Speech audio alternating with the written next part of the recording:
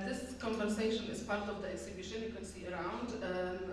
The exhibition is by Polish photographer Paulina Korobkiewicz, and this is all part of Post-Socialist Britain project. This is a project created by University of Birmingham and Nottingham Trent University. Professor Sarah Jones, who is a lead on this project, is the first speaker, so you will know a little bit more. But just a couple of words about how our collaboration works. So the project is research into the migration conducted by a couple of the university, and we as art and cultural organization are partners to make connections with the community, to build a meaningful relationship with communities which are subject of this research. So as a part of it, we commission artist Paulina Korobkiewicz, who worked for 18 months photographing both research areas. We also delivered a series of photography sessions for communities in West Brom and Hyson Green in Nottingham, making sure that we have a very close connection, and also that communities don't feel they're being subject of our research, and this is actually a mutually beneficial relationship. So that's something we strongly promote when we work with universities. We opened this exhibition a month ago and delivered a few more workshop sessions with various artists, and today we have a conversation with researchers, academics, artists and practitioners, trying to look what Eastern Europeanism mean, or what is Eastern Europe, why people from Eastern Europe feel it to be different or are treated different.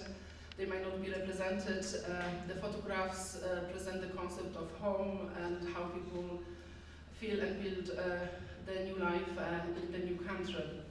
So, but I will finish here, and we can move on to our speakers. They will all have like very short presentations, and after that we'll just move on to the conversation and Q&A. So today we have Professor Sarah Jones from University of Birmingham, Professor Manuela Boatcă from University of Freiburg in Germany. So we are very lucky to poach Manuela while she is here on another conference.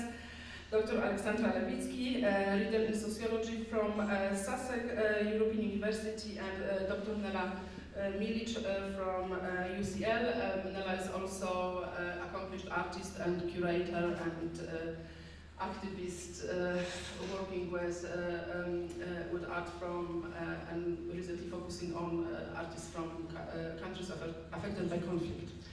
Let's start with Sarah. Okay, so to start then with in-between spaces.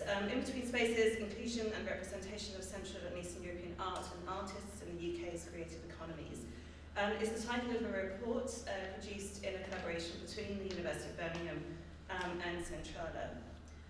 So this was research that was inspired by Centrala's long-standing work with Central and Eastern European communities and their observations regarding the insufficiency of cultural representation and the difficulty experienced by migrant artists from the region. So we wanted to find out if CEE, so Central and Eastern European art and artists, were underrepresented and what the barriers were to their inclusion in the creative economies in the UK. So the report is based on a quantitative analysis of art, performance and film shown in the Midlands art spaces and festivals over an 8-year period, and a small-scale qualitative survey with arts-interested CEE communities in the Midlands, and also a series of one-to-one interviews with Central and Eastern European artists in the UK. So you can read the full report online, and also watch the recording of our launch event, which was in 2021, online, obviously, as we weren't mad out at that time. And today I'm just going to run through some of the key findings.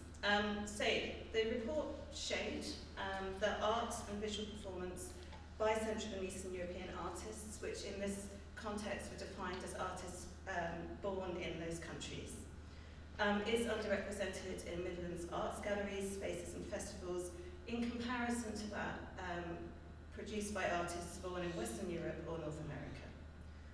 And this underrepresentation exists in a context in which Central and Eastern European migrants make up approximately 3.7% of the Midlands population, which is significantly higher than the proportion of Western European migrants, which is 1.8%, and North American migrants, which is about 0.5%. So Central and Eastern European art enjoys better representation than other non-European geographies, however considerably less representation than Western art, in inverted commas, understood as Western European and North American. So here we see the concept of Eastern Europe as a semi-periphery or close other reflected in the choice of who or what to exhibit and program. So our qualitative interviews indicate the barriers CEE artists faced in terms of inclusion in the UK's creative economies. So the majority of Central and Eastern European artists are white, and the form of discrimination that they experience is therefore quite different to the racism encountered by visible minorities in the UK. It's something that's sometimes termed xenoracism, a xenophobia that bears all the marks of the old racism, but which is not colour-coded. Central and Eastern Europeans find themselves in a place in between. The majority identifies white, but they are perceived in the UK as not quite white enough, or white but not quite, as Ivan Kalmar puts it. However, they find themselves frequently excluded from anti-racist measures designed to support equality, diversity and inclusion, and to provide opportunities for minoritized groups. Indeed, this group is not usually captured in diversity monitoring, which made our research very difficult because this isn't a group that's recorded separately. So most check the box white other, which also includes non-British Western Europeans, North Americans, Australians and so on, who have very different experiences in the UK. So it's therefore quite difficult to assess on a larger scale the impact of these practices of racialisation on the artists and communities of which they are part. So we had to develop a methodology which involved quite a lot of Googling artists and finding out where they were born, because there isn't this data that we can work with. The impact of this xenoracism on everyday and professional experience emerged clearly in the one-to-one interviews with Central and Eastern European migrant artists in the UK. So I'm not going to read these quotations out, but you can see them for yourselves. So as you're seeing, notably several artists felt that unconscious bias and stereotyping had impeded their access to a career in the UK's creative economies. So this kind of stereotyping, discrimination and xenoracism has been described by Ivan Kalmar as Eastern Europeanism. So Eastern Europeanism is in many ways an echo of Cold War division of the world into first, Western capitalist, second, Eastern communist, and third, non-aligned post-colonial worlds, known as the Three Worlds ideology. So this was really, in some ways, a political division, capitalist, communist, non-aligned, but there was also a kind of, from the Western perspective at least, an implied hierarchy in terms of perceptions of the level of development of these different worlds, with the second world occupying a kind of in-between space between the first and the third worlds. So we may, I think, no longer commonly use the term second world. However, the idea persists that countries in Europe's east are somehow more backward than those in the west and forever in transition. So to give a quite recent example from the political sphere in the UK, so earlier in 2023, Labour leader Keir Starmer stated in the House of Commons, after 13 years of Tory failure, the average family in Britain will be poorer than the average family in Poland by 2030. That's a shocking state of affairs. Starmer did not clarify what was supposedly shocking about Poland's relative economic growth, but the implication was that Britain should always be ahead of Poland because of the relative position in the global hierarchy of the two countries. So this link with the history of the Cold War, and I think there are longer histories as well that we might talk about, links in between spaces to our current research project, Post-Socialist Britain, Memory, Representation, Political Identity, among German, Polish and Ukrainian immigrants in the UK. So the project is funded by the Arts and Humanities Research Council and delivered by myself and my colleagues at the University of Birmingham, Charlotte there, and Nottingham-Trent University with Centrala as our key cultural partner. So our primary research question is, what happens to the link between memory and political identity in the process of migration? Polish, German and Ukrainian migrants bring their collective collective cultural and individual memories with them when they moved to the UK, and yet these memories are expressed in a different socio-cultural and political environment. Their memories are connected to the country of origin and sustained by ongoing links to that community. However, they're influenced by experiences in the new country, experiences that may well include encounters with Eastern Europeanism. So there isn't really time today to explore all of our research findings, so I'm going to focus on the experiences of Ukrainian movers to the UK, especially those who've moved since February 2022, and how those interviewed in our project describe the influence of Eastern Europeanism on their efforts to rebuild their lives here. And a lot of what I say is captured in our report, Support for Displaced Ukrainians, the Role of History and Stereotypes, which we launched in April 2023. And I should also say thank you to Natalia, who's in the back there, who did the interviews for us. So an area in which Eastern Europeanism is keenly felt is the area of work and benefits, as we've already seen with Central and Eastern European artists. And we also know from other research that movers from Central, East and Southeast Europe to the UK are more likely than Western Europeans to be overqualified for their jobs and forced to downskill in order to access the labour market. And then this also fuels stereotypes. So there's a kind of cyclical process there, fuels those stereotypes of the Romanian fruit picker and the Polish cleaner. So the Office for National Statistics provide information on the experiences of Ukrainians in the UK travelling via the Ukraine sponsorship scheme, so Homes for Ukraine. There are various iterations of the survey, each asking slightly different questions, which is a bit annoying in terms of trying to do comparison over time. So I'll cite some slightly different statistics from different iterations of that survey. So 52% of adults are employed or self-employed, according to the most recent data, 32% full-time. 58%, so more than half, are employed in a different sector to their employment in the Ukraine. In Ukraine. 24% of those who changed sector in April 2023 said their qualifications and experience were not recognised in the UK. So the ONS statistics, if you look at the details, show a marked shift away from high-skilled professions and towards sectors that tend to be lower skilled, notably from IT, education and finance, to hospitality, food production and agriculture, and manufacturing.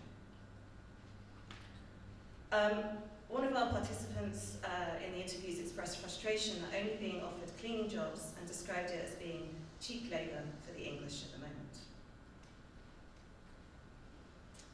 Another area of concern relates to the intercultural dimension of the relationships with UK hosts, noting that most Ukrainians, although not all, travelled with the support of a UK sponsor who had to guarantee accommodation for a theoretical minimum of 6 months. So this is statistics relating to sponsors from the October 2023 survey with hosts, which is the latest data. So 52% still had guests, 48% had had them for 12 months or more. And of those who did not currently have guests, 47% did not want to host again, which there might be a variety of reasons for that.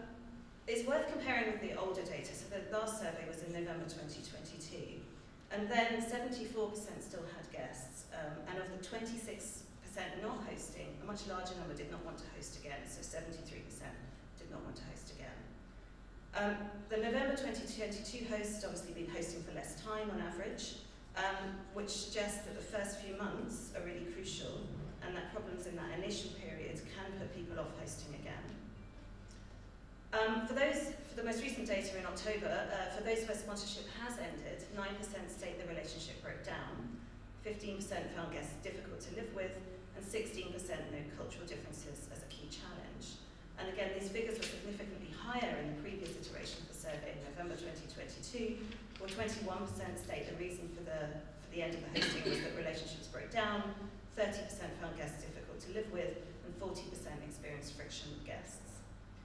And that reporting of friction and difficulties in the relationships between hosts and guests is perhaps unsurprising. I find it quite difficult to live with my family, let alone strangers.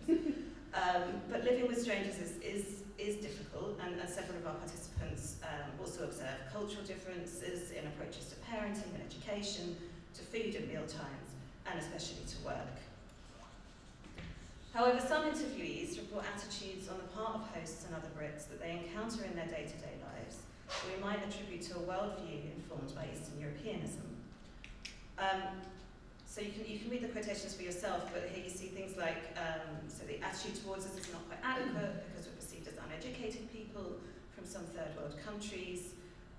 Many do not understand that we are refugees, not from the word poverty, but from the word refugees. We fled because it's dangerous there. We took our children out. Or they think, well, I've already talked to some people, they think that Ukraine is a third world country, that it is, we don't know what a microwave is, what a refrigerator is, a TV, what medicine is. And that term, third world, Tretí svět or Tretí mír, in reference to perceptions of Ukraine is repeated across several interviews, and it's actually a kind of narrative forgetting because actually the kind of conception of the world places Ukraine in the second world rather than the third world, but there's a kind of absence of that. The impact of Eastern Europeanism can also be seen in British understandings of what or where Ukraine is, in particular Ukraine's relationship with Russia. So several participants complain that, before the war at least, Brits regularly confused Ukraine and Russia and were often little interested in the distinction between the two countries. And a feature of Eastern Europeanism is failing to recognise as fully sovereign those countries that were formerly in the Soviet sphere of influence, and especially those incorporated into the Soviet Union. So that then brings us back to the question posed in the title of our project: can Britain be thought of as post-socialist? So the question mark in our title makes clear, firstly, that we're interrogating the concept of post-socialism itself. Is it still relevant, and if so, for whom? For some, post-socialism is defined as that initial period of transition from authoritarian socialism to liberal democratic capitalism. And for that reason, it's sometimes rejected as no longer relevant or even offensive. That's certainly not how we intended it. Rather, we wanted to consider how memories of that period continue to impact present identities, also in the context of migration. But what can post-socialist really mean for a country like Britain? The sociologist Sociology speaks of a global post-socialist condition, a term that aims to highlight how the global West, East and South were never completely separated, that the dramatic changes in political, economic and social systems in one part of the world did not leave the others untouched. The West was moreover very much involved in shaping the direction of the transition that followed the collapse of state socialism. And one result of that transition was changes in migration flows. Significant numbers moving from countries transitioning from state socialism joined those who'd moved to the West from countries emerging from colonial rule. So different histories of migration are layered on top of one another, something that was reflected in the narratives of our participants in the Central European Photography Club, some of whose work you can see on the walls here, and also in part, I think, in that exhibition that's resulted from it. Such local entanglements are related to global ones, both past and present. Scholars Sharad Chari and Catherine Verdery argue that we need to think between the posts, that is, between the post-socialist and the post-colonial. They describe the period after 1989 as the post-Cold War and call for the concept of post-socialism to become a tool to critique the continuing social and spatial effects of the Cold War power and knowledge, just as the concept of post-colonialism has become a tool to critique the ongoing legacy of colonialism. Eastern Europeanism and its effects are, we argue, one such legacy of the Cold War. In this way, the social, spatial, and I would add political effects of colonialism are not confined to countries oppressed by colonial rule, and nor are the effects of the Cold War confined to the places that directly experienced state socialism. In this sense, Britain can be thought of both with the critical tools of post-colonialism and those of post-socialism, and migration is perhaps one side to explore the dialogue between those posts. Thank you very much, Sarah. And now let me invite Alexandra Lewicki.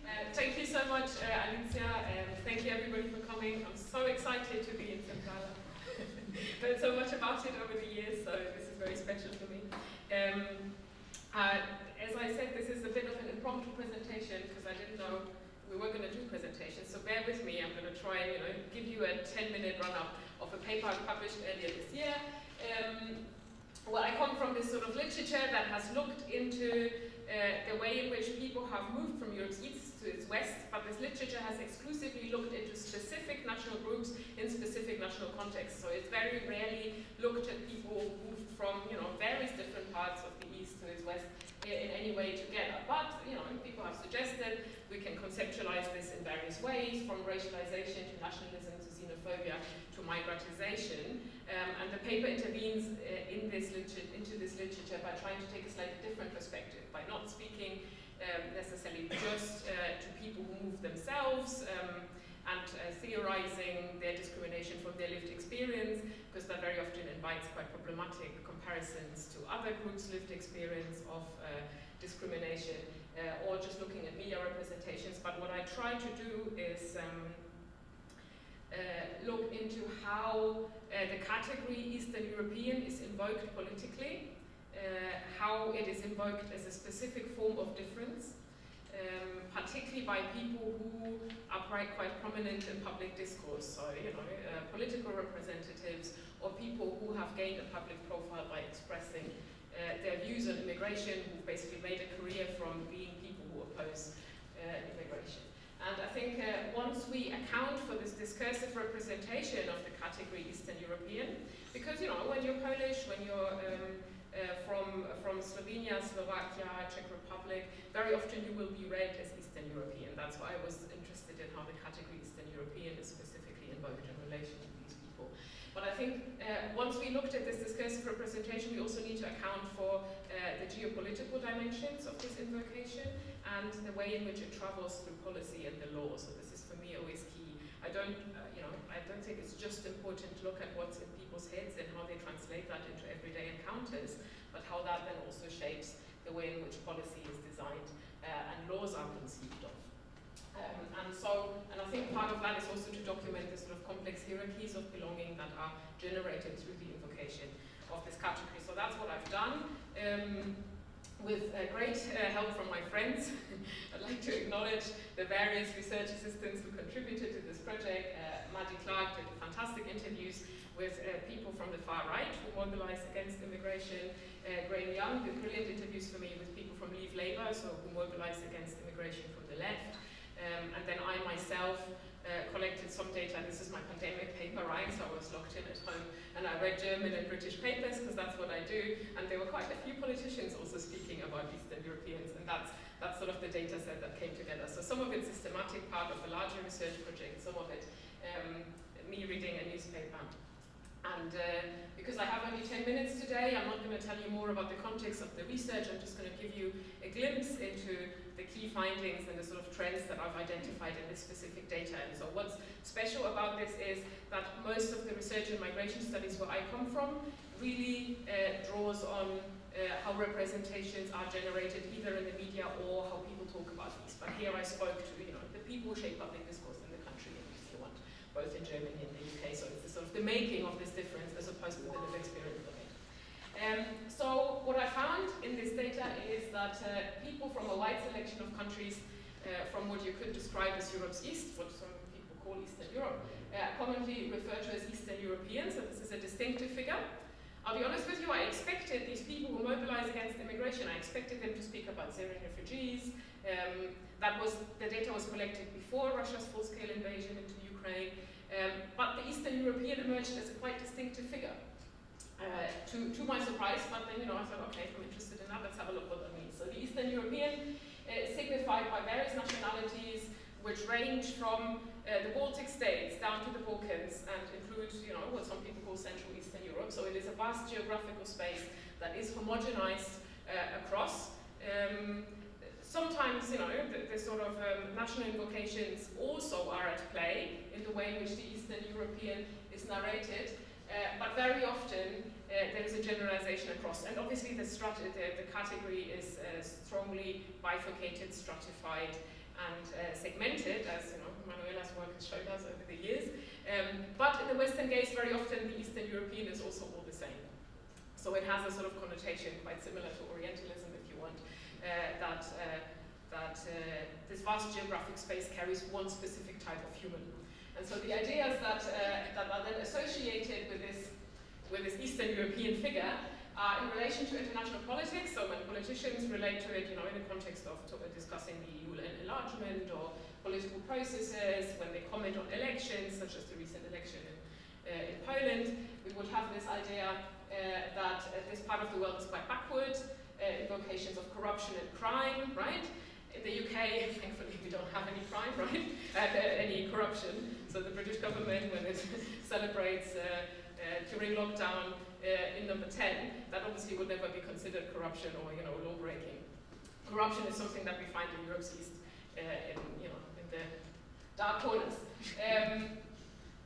There would be invocations of a sort of underdevelopment of a civil society, no history of democratic struggles, right? As if the Solidarność didn't happen, and this sort of sense of this is an undemocratic space that still has to learn the basic rules, and there are civilizational undertones in these kinds of invocations, right? So there's a sort of lesser civilizational discourse that's underpinning these ideas.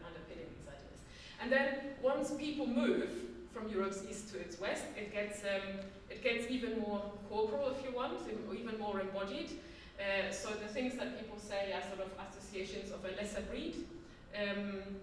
I'll illustrate this in a second. Carriers of disease in the context of the COVID-19 pandemic, right? So Eastern European bodies carry the virus with them across borders. A strain on public services is a very common trope. The sort of you cannot go to the doctor because all the Eastern Europeans are taking up the spaces, are forming long queues. And that has sometimes very biological connotations as well. And the third sort of important thing is the criminal trickster and the trafficker. So the Eastern European is somehow somebody who always pulls strings, right? Interesse, where something is happening that somehow is clandestine, and they're sort of moving people from one place to the other. The trickster, the trafficker, is also the person who brings refugees from the global south across the channel. They're Eastern European. So the vigilantes who we interviewed in the east, in the southeast coast in England, they would say, I looked through my binoculars and I can see the small boat arrivals, and I can tell you, I can see that through my binoculars, the person that's steering the boat, that's an Eastern European. I wasn't doing this interview, so I didn't have the opportunity to ask, how do you recognize that? Is it the shape of the nose, or But to them it's clear, because in their head it's already coded like that. This is the person who brings us those who are racialized as non-European. And this is where, when my argument circulates around, there's also this invocation of particularly skilled manual workers, right? The Polish Pearl in Germany who looks after grandma with a greater dedication than anyone else. The Polish plumber, Josef Baric, right? Did I pronounce his name correctly? I think so. Yes. Oh, thank you. It's quite funny how we get so upset when people get our names wrong, but then we do it to each other, right? Because we are not actually the same, right? That's the thing. There's so many different histories and traditions and languages and specific sort of older traditions that don't unite us at all. But we are imagined as one. Then other invocations beyond the sort of specifically manual skilled worker is culturally closed population. So there's the sense somehow, there is a potential Europeanness that can be redeemed. There are invocations of people being racially the same. So when it's convenient, they are being read to be sort of, European. Or even saviors of Europe in the context of, for instance, Poland building a fence towards Belarus to keep people out who were trying to cross the border from Belarus into the European Union. Some of these vigilantes who we interviewed would speak, Poland and Hungary are the saviors of Europe and they're protecting our borders. So this positionality as Eastern European has the potential to be racialized in different directions. You can be racialized as inferior within Europe, but you can also always be racialized and activated for the purposes of white supremacy. And I think this sort of, this in-betweenness is something that I'm interested in, and that obviously has, I don't have the time to go into this right now, this has a longer history of this sort of complex racialized positionality. So I suggest on this basis that people from Europe's East are distinctively but ambiguously racialized. The category Eastern European in some ways works very similar to other racialized categories in that it generalizes across a vast geographical space. And in that way, in other ways it can also signify privilege. So it carries the possibilities of passing, because over generations, for instance, you can pass and you can completely blend and disappear. This is different from when you're in various ways that visual signs signal non-belonging. It carries possibilities of being in-betweenness, liminality, but also the denial of difference. So the fact that people are read as white can thereby also mean that the way in which they're racialized as inferior is being overlooked. So this liminality and this ambiguity has advantages, it carries privileges, but also carries disadvantages because it's not recognized as a form of racialization. So what's important here is that race operates in a contradictory mode and is quite relational in relation to, speaker position and who speaks to whom and how. So people from Europe's East are often positioned as inferior within Europe, but in relation to people racialized as non-European, they obviously are included very often into global categories of Europeanness, or at least partially. So Europeanness is redeemable. And now let's have it. Do I have time to give examples? Or have I already exhausted my 2 minutes? Yeah? Okay. Quick examples, because what I just told you now is sort of what the stereotypes are, right? But what I show in the paper is how these are also institutionalized, so how they have been enshrined in specific social structures. So here a citation from the German context. This was a leading social democratic politician, so this is by no means something that doesn't also travel in the mainstream. This isn't just a far-right phenomenon. She talks about the COVID-19 pandemic and the sort of context where borders had to be closed because of lockdown. And in the first wave, Germany closed its borders to the east, and during the second wave of the COVID-19 pandemic, it opened it up. And so the journalist questions her here, and she says, during the first wave, we were largely spared, but I suppose that had a lot to do with luck. Now, we have been run over. A key causal factor, which certainly has a role to play here, is one that we share with Bavaria, the long border to Czech Republic and to Poland. Coming from the southeast, from Czech Republic and Poland, the virus eats its way further and further into the country. So we have this anthropomorphic virus here that in the form of people who cross the border is, eating up Germany, literally. And then the journalist said, so why did you not close the border if this is what happened in the second wave, right? And she says, well, there was a European consensus that we didn't want to do this anymore, the border closures. And then she says, what is more, but we're also really reliant on these people because actually they provide the majority of our healthcare. So now you have to understand for the context of this is at this point in the second wave of the pandemic, there was no possibility to cross a border without providing a valid COVID test of the same morning.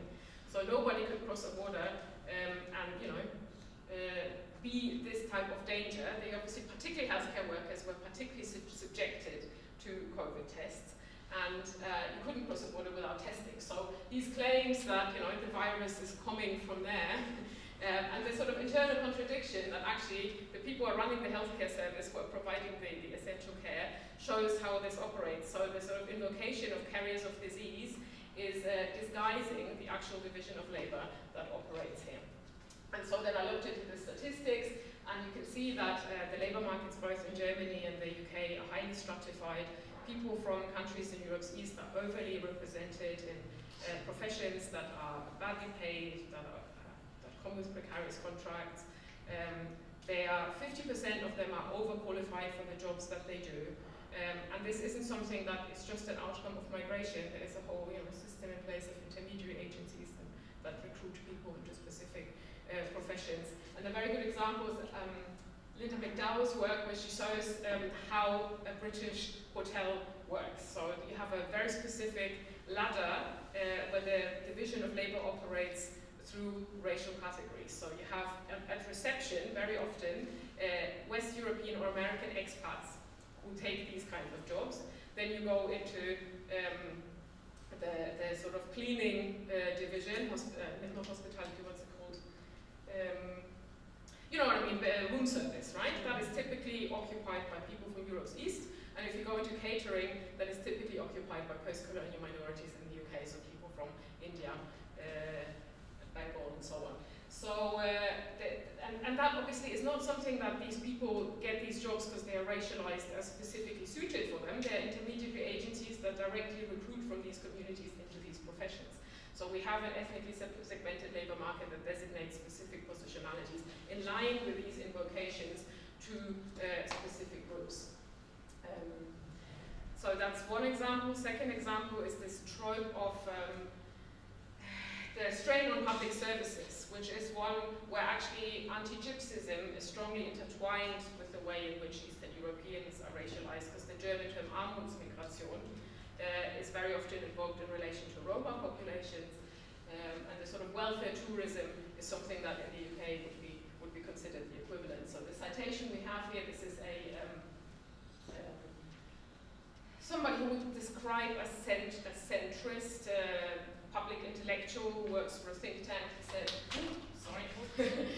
say you had a so this is in the UK context, say you had a small town of about 10,000 people, and over 100 years it's had 50 new babies a year, so you know how many kindergarten spaces you need. And then suddenly someone comes along and says, oh, you've got to take another 100 babies a year from now. So that's how they describe, the sort of mobility from east to the west. And this is borne out in waiting lists in the NHS. A prime example is when we decided that to completely open the borders, the Polish, you remember, and the Bulgarians, lovely people that they are, they came across numbers that were totally unforeseen. It was in the millions, well over 1 million, and suddenly you find your NHS has to cater for them, although we haven't got the doctors, and the NHS would have to be quite as big as it is today in order to soak up the sudden influx of people. So you can see this is almost like a reproductive discourse that invokes this sort of scenario of a biological takeover. So they are literally racialized as breeding hordes who produce babies that the state cannot cater for. So this is a trope we also know from other racialized repertoires. And so what's particularly interesting about this is that these invocations really disguise how in Great Britain the welfare state has been stripped down over the last, however many years, and how these public services have been systematically cut down, which is why they're not available. And this sort of phenomenon you would find in no small locality. You'd have such a big presence of people who reproduce. So this is obviously entirely made up, but the discourse helps to disguise how public services have been made available and displaces the blame for this on communities that are then positioned as responsible for this. And this travels distinctively in, for instance, legislation. So the European Citizens Directive made from the moment of the enlargement access to welfare rights dependent on a specific level of income. So if you work in a really precarious job, you cannot access welfare services. That is a legislation that was then transposed in the UK and also in Germany. So basically, an abuse of welfare services is technically impossible, and yet the discourse blames communities for somehow accessing these services, although many of those who work precariously haven't even got access to most of these services. And how am I doing for time now? I have one more example, but I feel I've been going on forever. Alicia, tell me. Do quickly what if you want. Yeah? Okay? I'll do it quickly. So this is the third trope, the trickster and trafficker in the context of the channel. So you can here see this is a woman vigilante. There aren't just men, there are also quite a few women involved, and she has made it her profession to patrol the beaches on the Kent coast to watch out for boats crossing over and then alert the authorities, something that our government is encouraging her to do. So she's just enacting her duty as a citizen who is charged with the prevent duty and with the hostile environment that's supposed to stop and identify illegal crosses. And so here, this person makes it very clear that to them it's obvious that the person steering the boat and the people who are bringing over people from the global south, refugees, are Eastern Europeans. So the guns came from Eastern Europe, and he talks of his little Albanian friend, and so on. And this is the example I hinted at before. However, when Poland legalized pushbacks at the border to Belarus as one of the first countries that officially passed a law that made pushbacks that are illegal by international law, by international maritime law, when they legalized that, then they became the saviors of Europe. So this is the sort of the discourse of criminalization that relocates the blame for the policing of borders onto the figure that's criminalized and racialized as the trafficker, who's Eastern European. So I made that one a short example.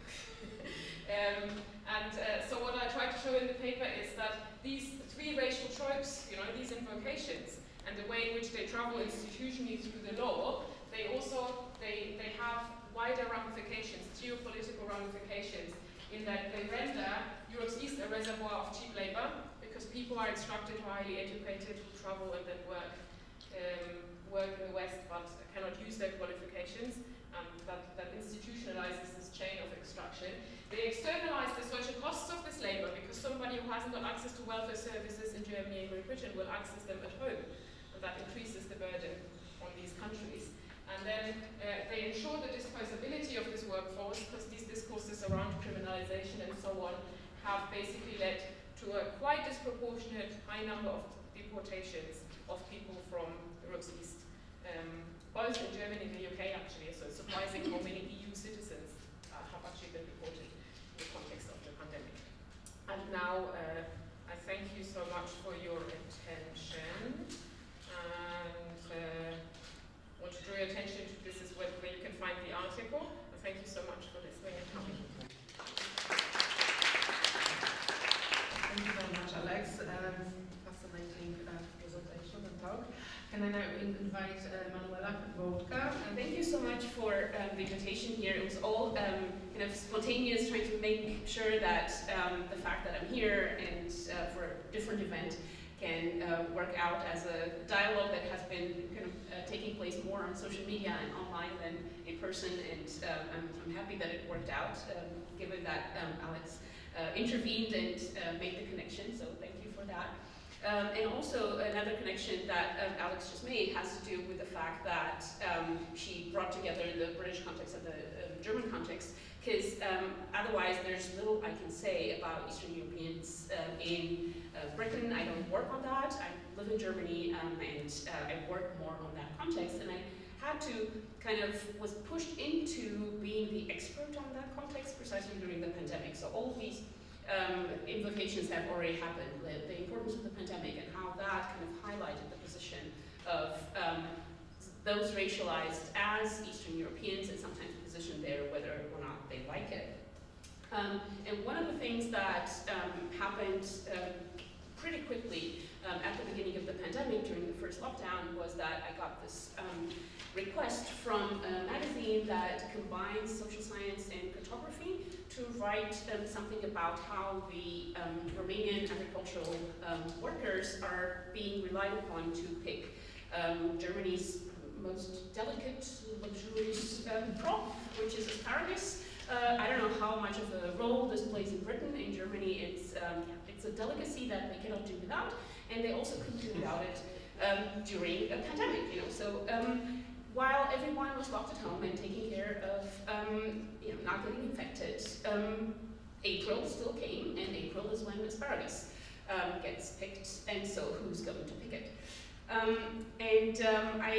There were reports all over the media as to how German politicians are trying to handle this crisis. It was a crisis not to, get hold of your asparagus, which is why the illustrator of the article that I ended up writing, which bears the name Honor the Asparagus, Romanian agricultural labor in Germany, chose this image with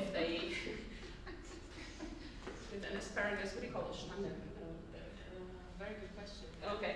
Very little asparagus. I know what the word is in German, but I don't know what the translation is for asparagus in particular.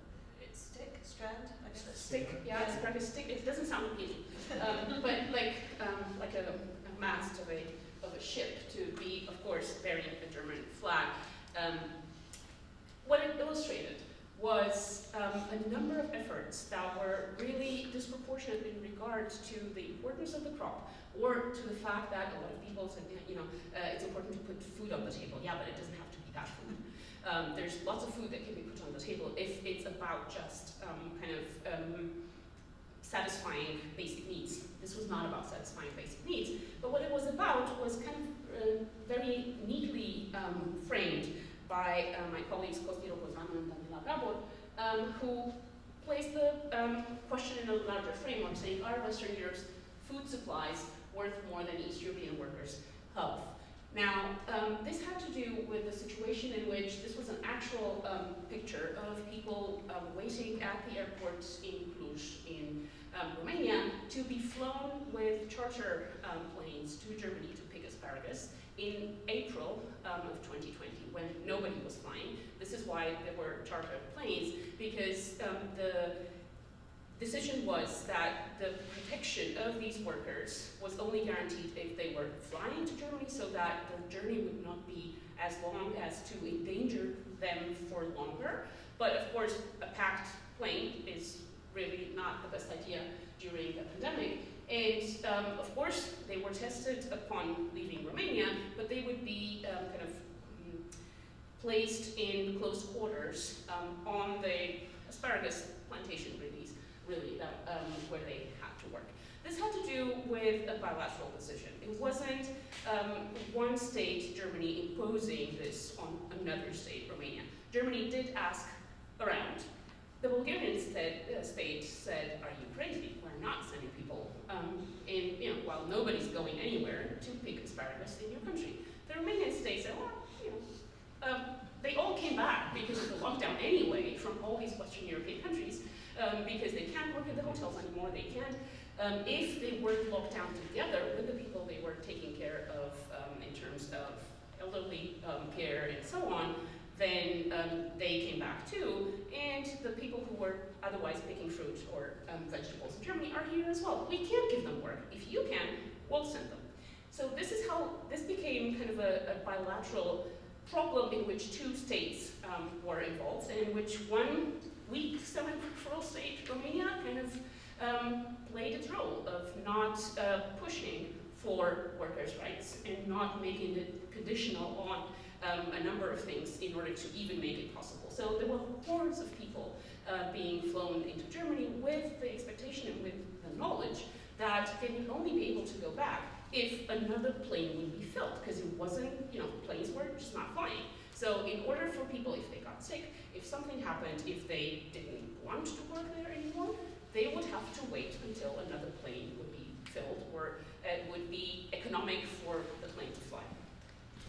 If they got sick, and this was part of the entire discussion, and Alex mentioned that as well, it was Romania that was supposed to take care of them, because it's the European Union, and so of course the healthcare is the responsibility of a country of citizenship.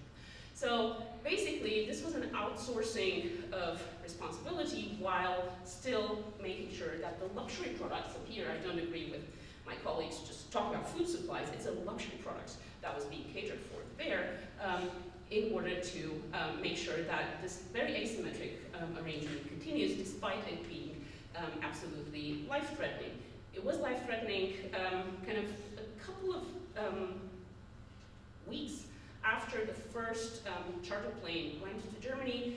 One of the first people who worked on an asparagus farm died of COVID. He had not been protected, he had not received, there were several workers reporting that they had not received enough masks, that there was not explosive testing, and that despite feeling unwell, he was not taken to the doctor. I mean, the others reported that this man who died was not taken to the doctor. At the same time, what we're looking at, and in order to zoom out from this very concrete example at a very concrete moment in time, and to show how this is only basically a magnifying lens of existing unequal relations that have a long history and have not just sprung up with the pandemic, we need to look at what citizenship in a context of a Western European country also meant, because at the same time as all the borders were being closed down and all kind of mobility was being restricted, Germany had made a list of priority countries from which to repatriate its citizens, despite the fact that there were hardly any planes going. And so you see the destinations from which people would come are primarily holiday destinations. So these were people holidaying in March and April 2020 in the Dominican Republic, Morocco, Egypt, Philippines, and the Maldives that were kind of being or came into the benefit of a plane being chartered for them. This is, I don't think I have the graph here. It later turned out to be the largest repatriation action that Germany had ever undertaken in its history. because there were then not only the tourists, but also diplomats and other kind of small elite groups being flown into the country. This was happening at the same time as the European Union was celebrating 70 years since its existence on May 9th, 2020, and they chose to celebrate that and to put it on the website of the EU with a picture juxtaposing Robert Schuman signed the declaration that signed the European Economic Community into existence, with the picture of COVID-19 healthcare workers kind of showing patients through a window that they love them and they care for them, and that had to do with the fact that some countries that had enough healthcare workers were sending them around to treat other patients, mostly within, so Germany to France, France to Switzerland, and so on and so forth. Now, solidarity as the kind of principle that was at work here was not at work in the same way. Actually, the very opposite was the case with respect to vegetable and fruit pickers as the asparagus pickers. But still, the idea that the EU is a solidary community was what was also being displayed basically in the setting up of the EU Solidarity Fund, which had existed before the pandemic, but so it was meant to provide aid in cases of earthquakes, hurricanes, and so on for EU countries, so basically to cover major public health emergencies that derived out of natural catastrophes. And with the pandemic, it was extended to covering costs related to the pandemic, and a lot of countries kind of took advantage of that. So the discourse of solidarity was very much kind of explicit, right, with respect to how the EU as an institution is providing solidarity kind of action in the context of crises, multiple crises at that. Now, also in the name of solidarity, and according to EU legislation, workers are entitled to equal treatment, so this is a quote, equal treatment with nationals of the host country in terms of access to employment, initial and continuing training, trade unions, housing, and all other social and tax advantages, as well as in terms of working conditions. But officially, what asparagus pickers received was the German minimum wage at the time of 9.35 euros per hour. And from that minimum wage, both the fees paid to agencies to place these workers in Germany were deducted, as well as housing and lunch. So you can imagine how much of an advantage or solidarity that was. Now, this was part of a decision taken by the German Federal Ministry of the Interior, Building and Homeland, as to how to actually divide up these costs with respect to these workers. And this is again an image of people picking asparagus. As you can see, a back-breaking activity if you didn't have a visual of how that usually works. And even there, tropes of we can rely, and we should rely on Eastern European workers here because they're more used to physical work. Now, this is a trope that we know from the racialization of non-Europeans, but the association to physical work and to some people are more likely to be doing it well and for longer than others without suffering health consequences was very much at work here as well. So basically, until the pandemic, most of the seasonal laborers who worked in Germany's fields came from Romania. And Romania had a higher risk of poverty, the highest risk basically in the EU before 2020. And as a result, more than 20% of Romanians live and work abroad. The decision here of the German Federal Ministry was that the time of 70 days for which seasonal labor is allowed to not comply with social benefit regulations, so employers don't have to pay social benefits for 70 days to seasonal laborers, should be extended because it's a pandemic and you don't want to send people back and forth. That was the argument. So the time during which they don't have to pay benefits, but benefits included healthcare, was extended from 70 to 115 days. And because the demand was rising and because the crops were kind of lining up, after asparagus, there were vineyards. After vineyards, there was demand for fruit pickers in other parts in France, but also in Britain. The idea of how much this can be extended was kind of passed over from country to country. Of course, this was the specific decision of the German government. And so these provisions were part of a concept that was called the limited entry of seasonal workers under strict conditions. Up to 80,000 seasonal workers were allowed to enter Germany in April and May 2020 alone. Now, we could talk about why this is even still important 3 years later. This was a crisis situation that we could say, we can put down to, it wasn't handled well. So why don't we forget about it? The point is, however, that both this history had a much longer tradition in being an asymmetric exploitation of a specific group of workers by another. Precisely something that happened in Germany, not only in a structure of a Cold War kind of divide between East and West, but in the 19th century already during industrialization, where the idea that there was cheap agricultural labor coming from Europe's East was supposed to replace the industrialized workers in Germany, was something that is kind of being revived in the context of the kind of upgrading or updating also of these racial stereotypes. So this was the historical kind of part of it. But the future, or kind of the continuation of the story after the pandemic, is that in 2021, there were pressures for the German government by agricultural farms to keep on this idea of extending the period where they do not have to pay social benefits and healthcare, because there's, the pandemic is not quite over, and it's quite convenient to pay for social benefits only after more than 100 days. And there were warnings from the Green and the leftist parties that this is an abuse of existing law and would leave many Eastern European workers without health insurance, but it was still approved. This is why I also kind of wrote together with Manuela another article on kind of the updating of this entire situation and how it was leading to hazardous working conditions that were no longer just restricted to the crisis in the pandemic, but were kind of becoming the rule now.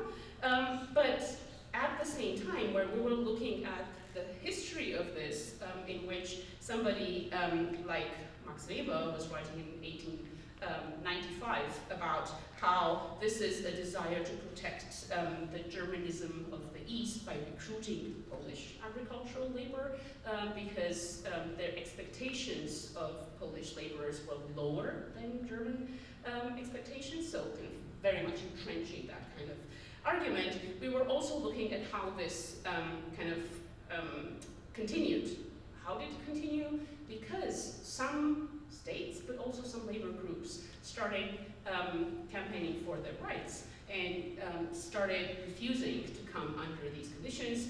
Some Romanians started refusing, not all, so there's still a huge component of people doing agricultural labor in Germany, but the border shifted east.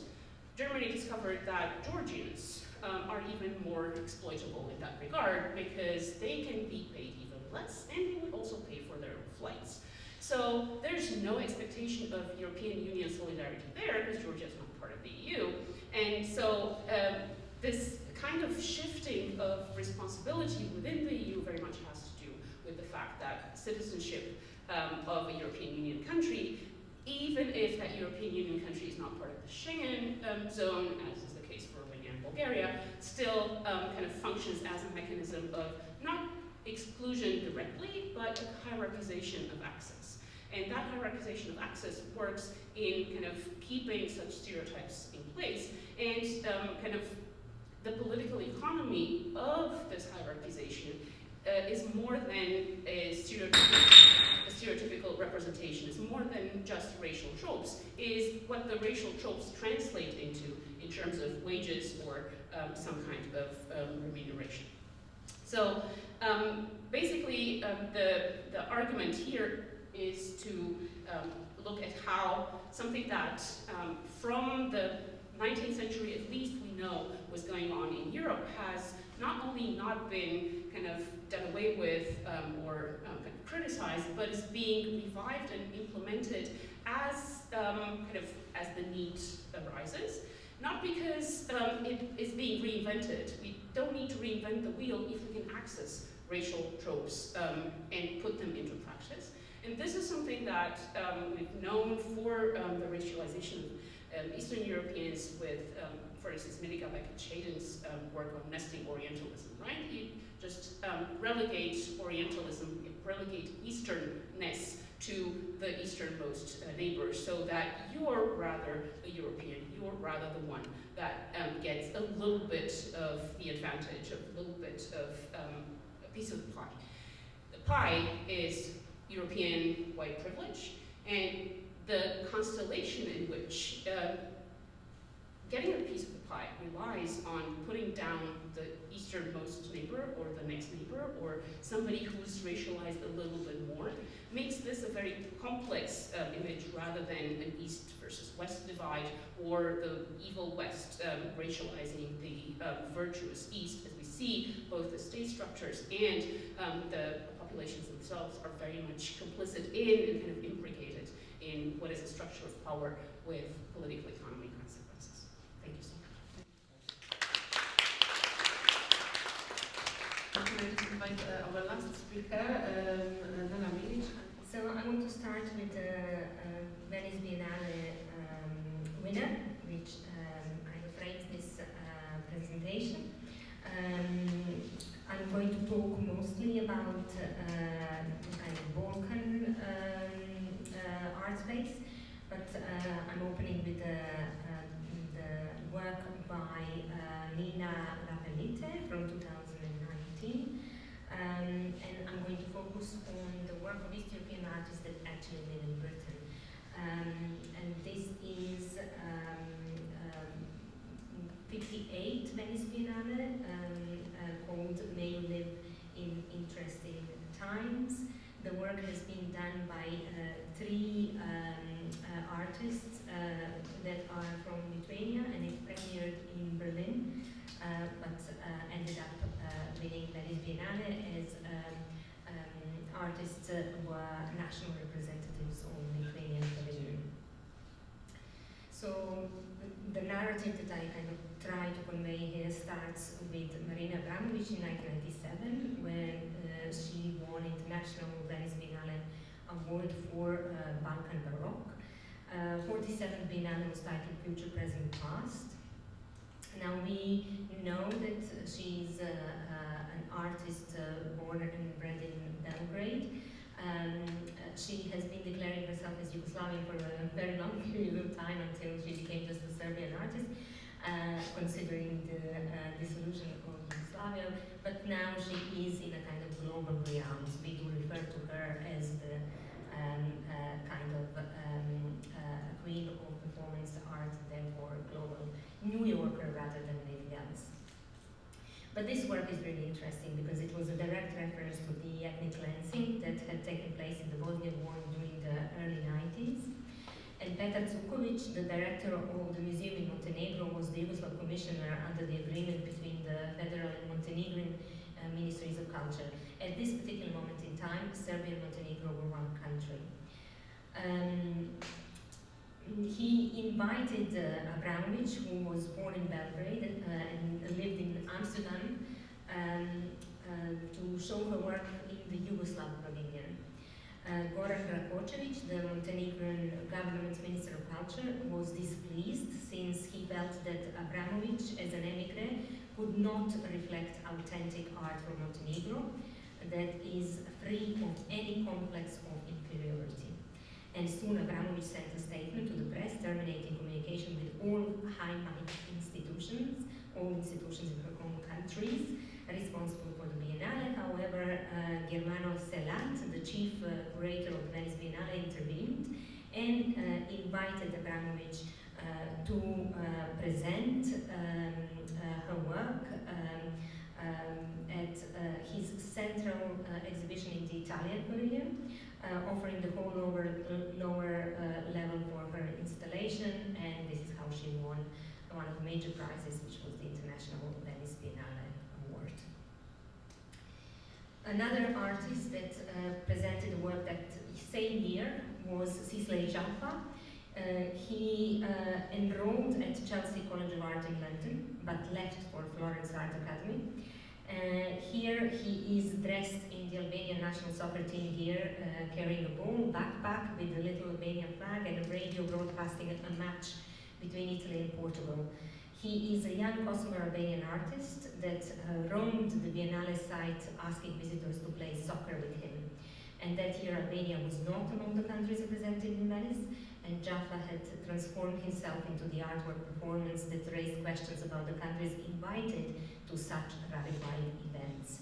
Why, for example, Luxembourg, with fewer than 500,000 inhabitants, has a pavilion, when India, with more than 1 billion, does not. So Sisley was in the group of artists representing Italy in the 55th Biennale that came after, titled The Encyclopedic Palace, with a crowd-funded exhibition vice versa. So Marina kind of started a trend of East European artists being in some way challenging the kind of formal notions of the representation of artists in Biennale, especially this kind of conversations with the national. This has dominated the presence of Eastern European artists at the Venice Biennale since. So we're talking about 1999 up until now. And this is Jasmina Cibic that represented Slovenia with a work for Our Economy and Culture. She's also London-based, and Aesthetica's magazine Ruby Beasley describes her work as a growing contingent of artists who recognize the preconceptions and pressures of being a former Eastern Bloc artist and are working with these stereotypes to interrogate nations' representations of themselves. She suggests that Slovenia is willing to engage with this more than UK, where Cibic lives and is actually quite a huge artist. Cibic says to that, to be selected as the representative of Slovenia places me in an ambivalent but highly interesting position. On the one hand, being instrumentalized as a tool of national recognition and promotion, on the other, having the privileged perch, enabling me as an artist to closely study the ideological structures of producing an orderly visual image of the state. Commissioner of this work was Blaž Peršin from the Museum of Galleries of Ljubljana, and curator was Terež Logar from quite a renowned Škuc gallery. The trend that I'm talking about continued with Nada Prlja, ex-London resident for quite some years. This is her work. She represented North Macedonia in 2019. The work is titled Subversion to Red, and it is a research-based project which aims to define alternative forms of socio-political formations by revisiting concepts of Marxist theory and aspects of modernism at the same time, while enabling the subversion of both the harsh nature of capitalism and the rigidity of socialist times. Subversion to Red offers the potential for both direct and indirect impact of art on the social processes by introducing idealism and ideology as renewed forms of motivation in society. So commissioner of this work was Zvira Gakina and curator Jovanka Popova. Venue is Palazzo Rota Ivančić in Castello. It is important to say that because not all national pavilions are able to afford 50,000 euros. The last thing that I heard is the price for Arsenale and Giardini, which is two main venues. So East Europeans often exhibit outside of that realm, which means that the economy is determining who you even see in Venice. This is Georgia Osborne from the same year. It's a Serbia pavilion, complicated. It's not a Serbia pavilion because the pavilion itself is actually Yugoslavian. You cannot avoid that simply because Yugoslavia's name is stone carved at the top and it cannot be removed. So this is a very interesting situation. Every time I do approach Yugoslavia Pavilion, I know that there were arguments who's going to use it that year and how that went. I often hear it from the invigilators in the pavilion that are normally some students who are willing to tell you the story, who fought who. This is a regaining memory loss work curated by Nicoletta Lambertucci. Commissioner was Vladislav Stjepanovic. Oswald installation has been created in direct response to the cultural and political heritage of the pavilion that I just mentioned. It's incorporating imagery from his early life. Oswald's work explores the manner in which personal past can coexist with ingrained cultural and political histories. This is Vlatka Horvat, also London resident. Vlatka is going to present at Venice Biennale this year as a Croatian artist with the work titled By the Means at Hand. Horvat's exhibition title refers to the improvised transport systems used in Croatia and throughout the world, whereby informal networks of family members, friends, acquaintances, and strangers are activated to facilitate the delivery of letters, parcels, and currency to people living far from their home. The project examines the concept of home as it pertains to the diaspora and to the peripatetic lifestyle fostered and in some cases necessitated by contemporary conditions. Curated by art historian Antonia Majača, London-based Vlatka is actually a member of Central and East European network that begins from Centrala. So I have been trying to kind of make a sense of what is going on. So this is just a rough kind of thinking behind all of this. So Eastern European art at Venice Biennale is framed through the political agenda. This is not an unusual thing, and especially for women. For example, Lina had to respond to climate change, which is a kind of a current topic in order to win the Biennale award. And we saw the same last year, the year before, with Sonja Boyce, that was whose work is directly related to Black Lives Matter movement. So contemporary currency kind of really brings up the importance of the work at the time it is exhibited at the Biennale. However, artists are visible agents of East European national agendas, despite the challenges their countries face in relation to their national representation. UK does not give them an adequate platform because these artists that I've just shown you are pretty huge. Their artwork is layered and exceeds national boundaries and often is socially engaged, addressing class, race, gender, and time, space, identity, variety of aspects of them. And these hefty interrogations of large discourses in their host societies are less welcome. And why? East European artists are often presented as unable, lack capacity or talent to engage on a global, intellectual, aesthetic or professional level. Here, UK is ignoring the colonial trope of that predisposition and continues to do so when it frames this inability as two, due to their ideological heritage and violent past that holds them down. So, they do it themselves, UK has nothing to do with it, and racial connotations and stereotypes are not involved. 3.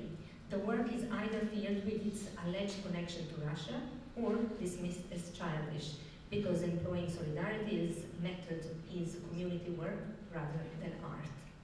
And 4. White but not white, as art's output moves to objects as well. So the actual content of the form of their work.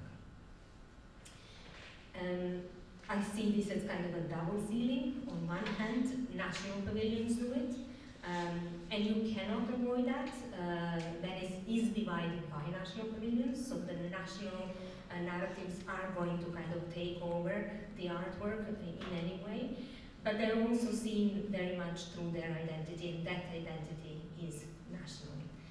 UK itself has an elite, upper middle class artists delivering national representation.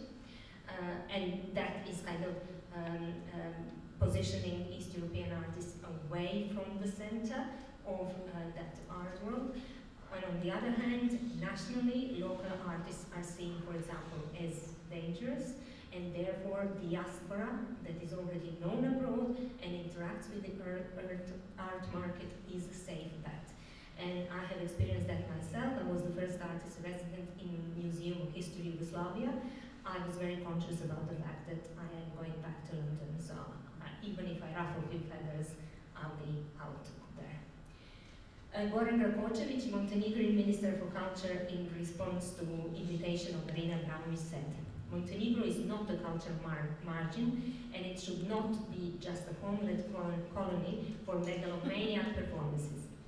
In my opinion, we should be represented in the world by painters, marked by Montenegro and its poetics, since we have the luck and honor to have brilliant artists living among us.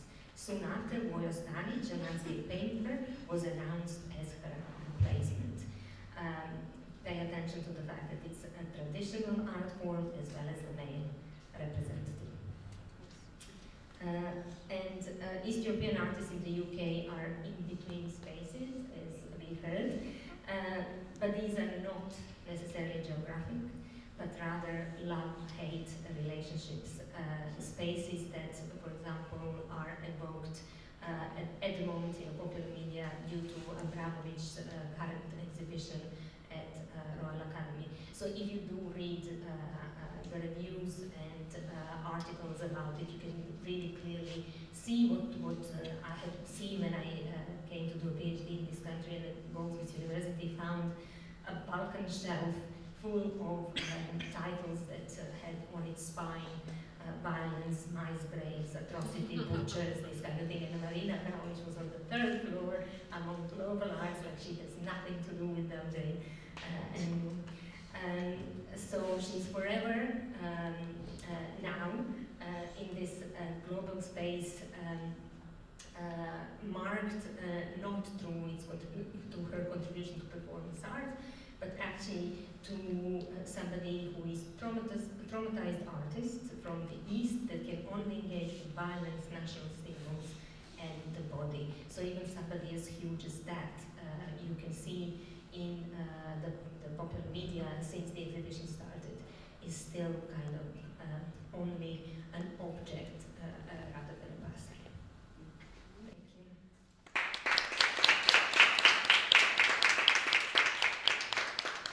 Thank you very much, Manuela. So since we have very little time for the conversation, so like just one big question, so where can we go from this? And since how we can solve the problem which cannot be formalized or is not even acknowledged widely that exists, yeah, so there is this vague approach to us Eastern Europeans as being white and cannot really claim any space in the conversation about diversities, but how we could translate these findings and this evidence into some kind of real policy changes. Or I'm aware that policy and legislation is the one thing, but also the common perception of Eastern Europeans. Yeah. So I don't know if who wants to start. Yeah, thank you.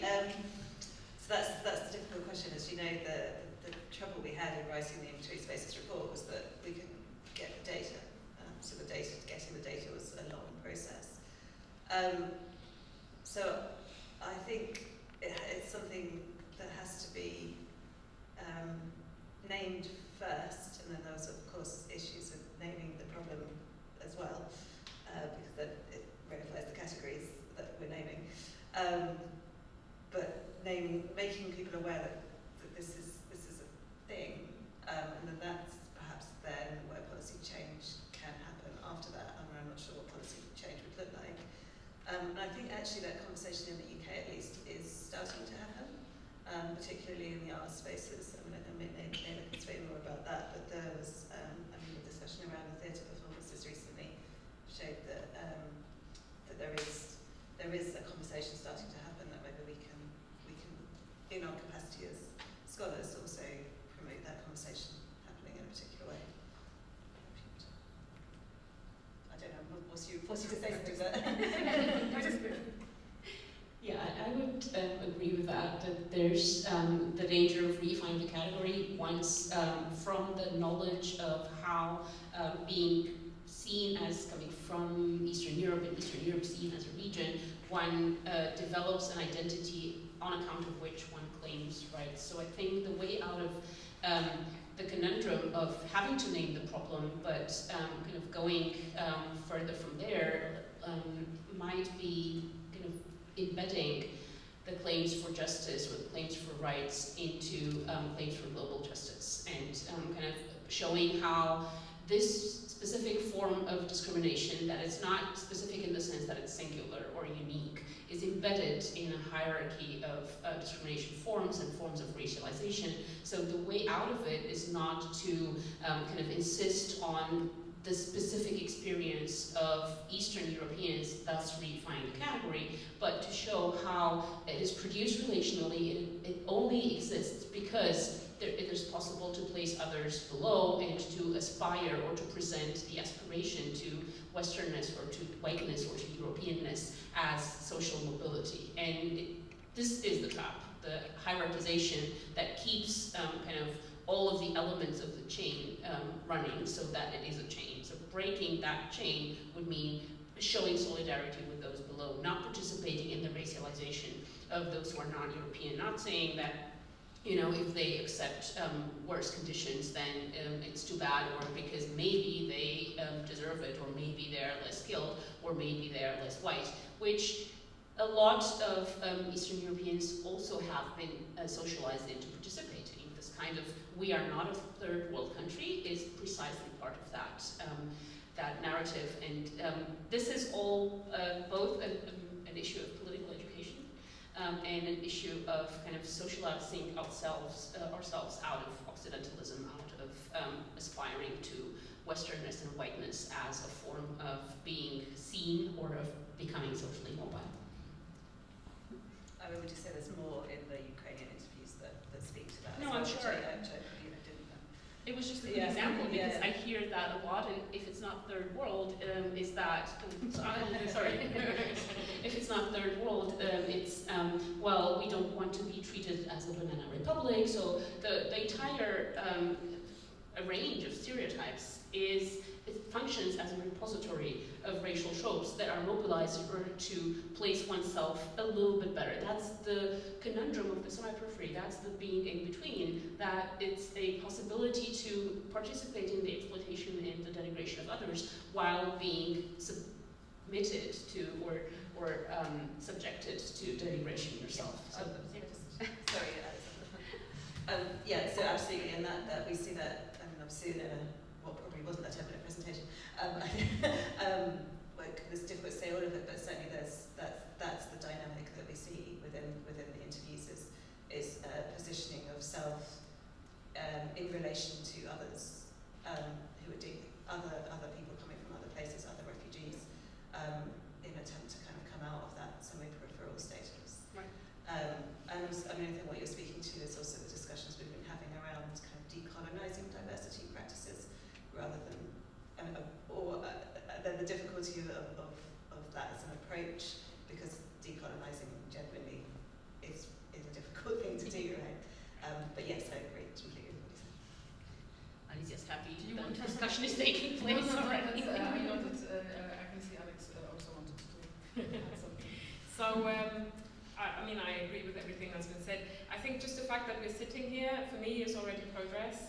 When I was growing up in Germany, you know, with my biography, this wasn't something that was articulable. There were jokes on public TV. There was a comedian who, you know, ran a talk show every evening, every night, and Polish jokes about Poles stealing cars. That was his thing. So there was this sort of public culture of that being absolutely ingrained. And now we're having events where we can talk about this. You know, there's discussions. What is this phenomenon? How can we conceptualize the discrimination? So that's already a step forward. I feel when I challenge things that are being said, anecdotally, just yesterday at this conference, Manuela knows what I'm talking about. I joined a group of colleagues who were in a conversation about the way in which immigration policy in the UK has been distributed in its responsibility to different departments, so the Foreign Office and the Home Office and so on. And they said this is such a balkanization. And I said, excuse me? and say, you know, they did the thing that you least expected. They said, this is how we call it in Britain. Oh, thank you. So I don't know what that means in the US. well, I did say, so that was my next question. I said, oh, so this is the common term for what you're describing here. What does this mean? Why do you use this term to describe this phenomenon? And they said, well, you know, because it's a very violent process. But you know, so I stood there and I said, this strikes me as slightly odd. And what they say to that is that, oh man, the decolonials are going to cancel us. So there was clearly already an understanding, you know, but the fact that I was in this space, that I had made it to this conference, and that I could say something, this position to me is already a shift of the discourse, right? But I am really interested in this question around the category of the Eastern European. So, you know, I've been wondering about this, and I've done recently some research into this. I wondered, how do people use this category to resist all these patterns that I've described here, right? And I find people actually really creative in this. So in Germany, there's a whole movement, they call themselves Post-Ost, and they say, we reject the categories that you've imposed onto us, and we don't want to do identity politics either. We've invented a new label that we're using to describe the political practices that bring us together to take down the way in which, you know, we are being perceived. There are other people who say, look, there is a specific positionality that's constituted by being from Europe's East. We have more in common than divides us in terms of this discrimination that we're experiencing. So why not include this category into, for instance, the census?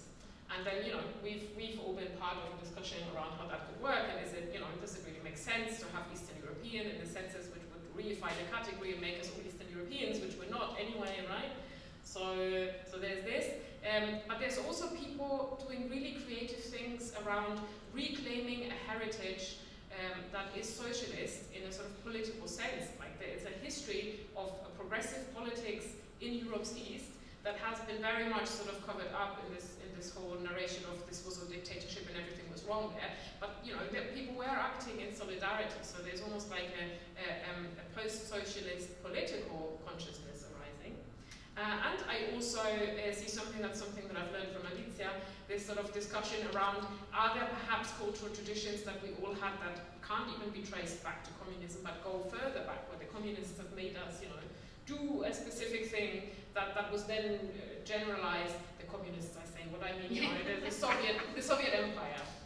But you know, that's a parallel that is reflected in these statements. So I'm quite interested in the way in which the sort of the label Eastern European can be used for progressive purposes. And I don't actually care whether it's been completely dissolved and new terms are being invented, or whether it's being used to evoke something that is a shared democratic tradition, or something that, you know, are shared beliefs, or even things that overcome it. But I think we move in a productive space where this is something, you know, this is all happening right now, and I think we need to push it further.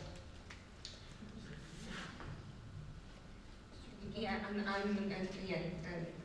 not productive in this sense at all. I'm more depressed by things, simply because, you know, Boatkä, that is going to represent Croatia, has been at my university, and you know, I cannot celebrate the fact that, you know, that due to the lack of progression that our university has for women, for students, you know, we can talk about the excuses, marketization of higher education, blah, blah.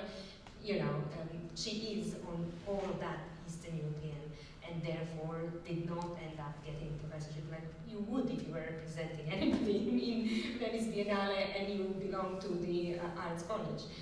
Right, so she left and ended up in this fantastic position. But it's very difficult to celebrate because I'm just thinking about what we lost.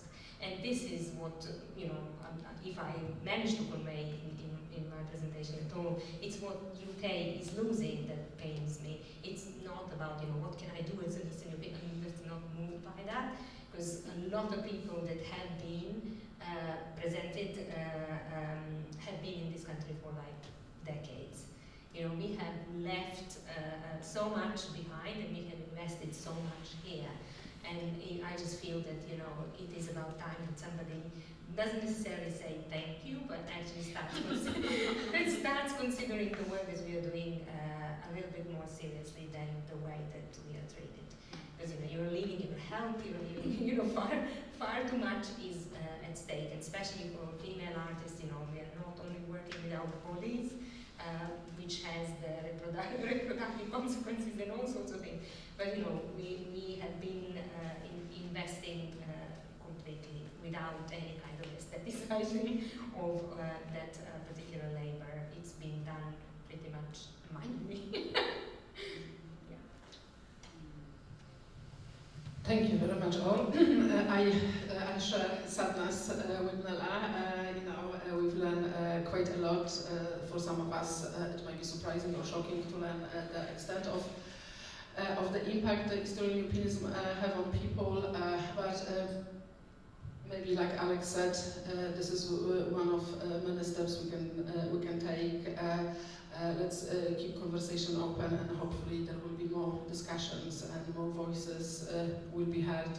So thank you for now. Thank you all the speakers. It was very, very inspirational and very rich presentations. We heard a lot and we learned a lot, and I'm sure we can all reflect and come up with some maybe actions and the next steps. So thank you very much for joining us. We really appreciate it. Thank you for coming to Centrala.